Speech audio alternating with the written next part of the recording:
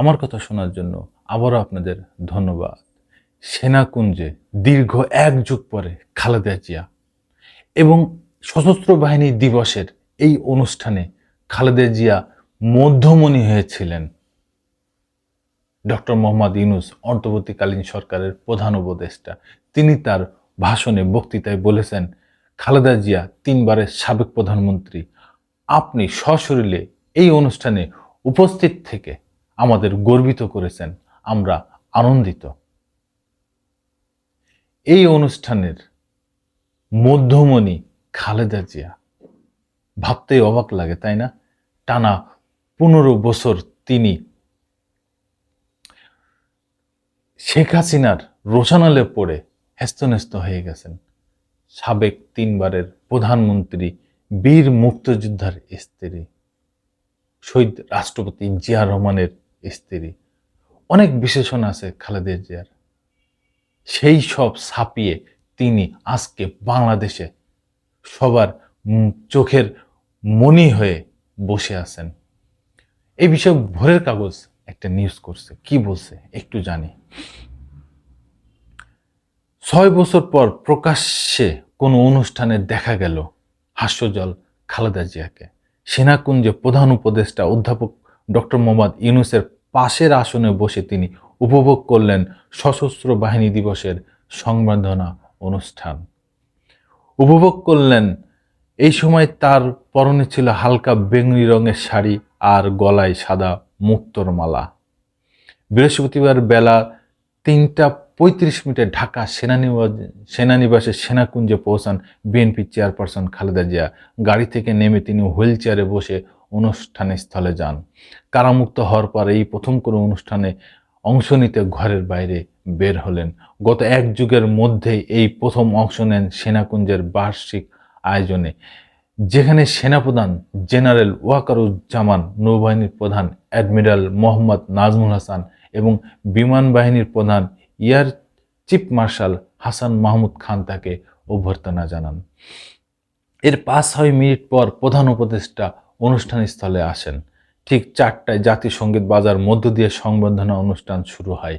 খালেদা জিয়ার বসার ব্যবস্থা হয়েছিল অনুষ্ঠানের প্রধান অতিথি অন্তর্বর্তী সরকারের প্রধান উপদেষ্টা ডক্টর মোহাম্মদ ইউনূসের পাশের আসনে। খালেদা জিয়া তার আসনে বসার পর প্রধান উপদেষ্টার সঙ্গে কুশল বিনিময় করেন। এই সময় তাদেরকে হাস্যোজ্জ্বল দেখা যাচ্ছিল। জাতীয় সঙ্গীতের পর প্রধান উপদেষ্টা অধ্যাপক মোহাম্মদ ইউনূস বক্তব্য রাখেন। বক্তব্য শুরুতে সশস্ত্র বাহিনী দিবসে সশস্ত্র বাহিনীর সদস্যদের অভিনন্দন জানান এবং মুক্তিযোদ্ধা বীর শহীদদের স্মৃতির প্রতি শ্রদ্ধা জ্ঞাপন করেন প্রধান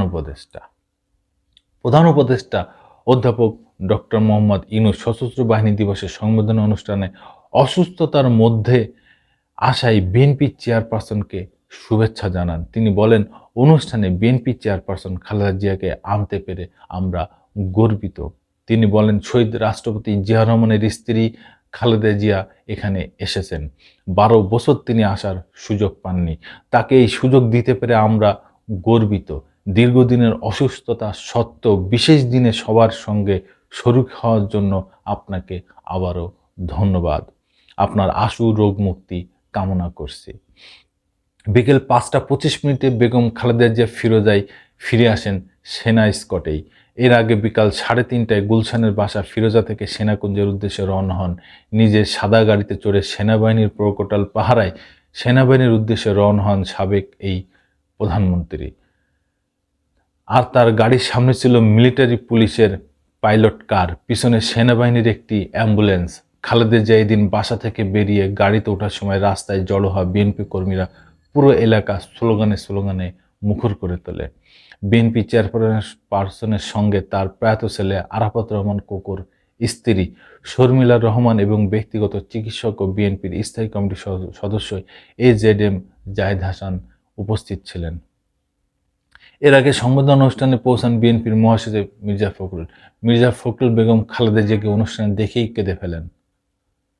অনুষ্ঠানে খালেদা জিয়াকে দেখতে পেয়ে অঝরে কেঁদে ফেলেন মির্জা ফখরুল এবং বিএনপির স্থায়ী কমিটির আরও অনেক সদস্য ছিলেন। সবচেয়ে বড় ব্যাপার দেখেন, এই অনুষ্ঠানে থাকার কথা কার ছিল? শেখ হাসিনার, তাই না বন্ধুরা? কারণ তিনি বলেছেন এই দেশ তার, এই দেশ তার বাবার, এই দেশ তার বাবা স্বাধীন করেছে, সেই জন্যে এই দেশের সব কিছুই তো তার। কিন্তু দর্শক বন্ধুরা, না, এই দেশ একা তারও না, তার বাবারও না। এই দেশ এই 16 কোটি জনগণের। এই 16 কোটি জনগণ যাকে মনে করবে ক্ষমতায় রাখবে, ক্ষমতায় যাবে, তারাই ক্ষমতায় যাবে। আপনারা শেখ হাসিনারা জোর করে ক্ষমতায় ছিলেন টানা 15 বছর। 2024 সালের 5 আগস্ট গণ অভ্যুত্থানের মাধ্যমে ফ্যাসিস্ট সরকার, হাসিনা সরকারের গণ অভ্যুত্থানের মাধ্যমে উৎখাত করা হয়। তারপরে দেখেন খালেদা জিয়া এত অত্যাচার, নির্মম অত্যাচার, সাবেক প্রধানমন্ত্রীকে এইভাবে হাসিনার আক্রোশ থেকে সেই আক্রোশের বহিঃপ্রকাশ তিনি করেছেন খালেদা জিয়াকে দীর্ঘদিন জেলখানায় রেখে, তার বাড়ি থেকে তাকে উচ্ছেদ করে।